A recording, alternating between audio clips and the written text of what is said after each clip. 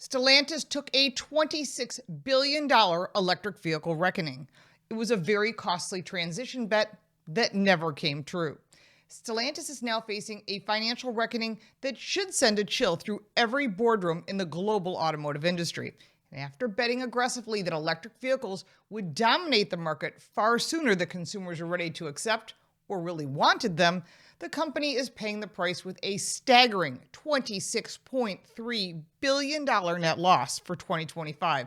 That's roughly $30 billion in write-downs. And a write-down is essentially a financial loss in value for their accounting books. And that's tied largely to scaling back its electric vehicle strategy. For a company that just a year ago was profitable, this is not a minor stumble. It's a dramatic reversal. Stellantis, the Amsterdam-based automaker formed in 2021, previous to that it was FCA, oversees 14 brands including Jeep, Dodge, Ram, Chrysler, Fiat, Alfa Romeo, Maserati, Peugeot, and Citroën, and a few others. With that kind of global reach, its strategy carries enormous weight. And when it miscalculates, the consequences ripple across workers, investors, suppliers, consumers, the globe. The company's 2025 numbers tell a dramatic story. Net revenues totaled $181 billion. That's down 2% from the previous year. Now, that may not sound catastrophic at first glance, but the bottom line is where the damage becomes undeniable. A $26.3 billion annual net loss replaced by what had been a $6.5 billion profit, that was the year before, that's a problem. Free cash flow turned negative by roughly $4.9 billion, and dividends were suspended. What does that mean? Profit-sharing checks for the UAW workers vanished. As recently as 2023, some workers received nearly $14,000 in profit sharing. This year, nothing. Chief Executive Officer Antonio Filosa acknowledged the miscalculation directly, saying the result reflected, quote, the cost of overestimating the pace of energy transition. This is an extremely candid admission from a global auto executive. It also underscores a broader reality. Automakers, regulators, and investors collectively assumed the transition to electric vehicles would move faster than consumer demand, charging infrastructure, affordability, and political will would allow. Now, how did Stellantis end up here? Well, here's the roadmap. Under former CEO Carlos Tavares, the company launched the Dare Forward 2030 strategy. The goal was bold. Stellantis aimed for 100% EV sales in Europe and 50% in the United States by 2030. Billions were invested in dedicating EV platforms, battery supply chains, and factory conversions to meet the targets. This was bolstered and mandated by many governments. But those targets are detached from market reality. Consumers have pushed back. And while EV adoption has grown, it has not accelerated at the pace forecasted during the peak electric vehicle enthusiasm by the government and, of course, by the media. High vehicle prices, uneven charging infrastructure, concerns about resale value, and evolving regulatory standards and high insurance rates have complicated the shift, and consumers made the decision. Government regulations in Europe have softened certain EV mandates, and the United States has ended the mandate completely. Stellantis was not alone in the optimism. Across the industry, automakers have announced more than $55 billion in EV-related write-offs over the past year. And according to reporting from Financial Times, the global auto sector has absorbed roughly $65 billion in hits tied to scaling back and restructuring EV ambitions.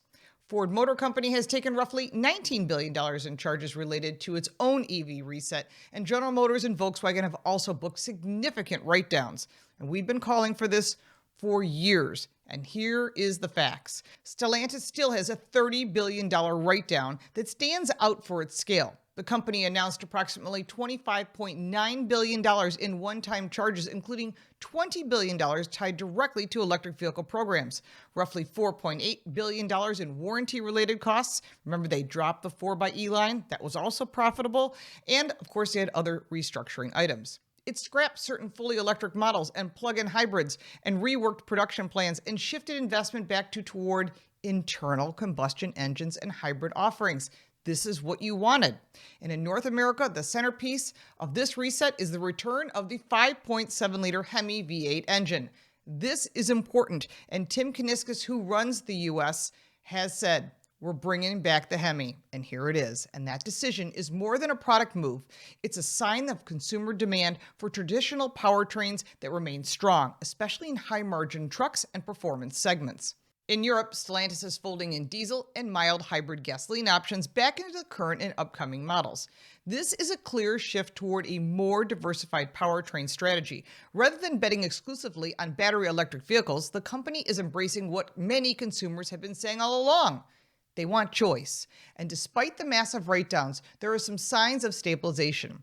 In the second half of 2025, after Filosa took over and began unwinding elements of the prior strategy, Stellantis reported revenues of approximately $93.3 billion for July through December. That's good news.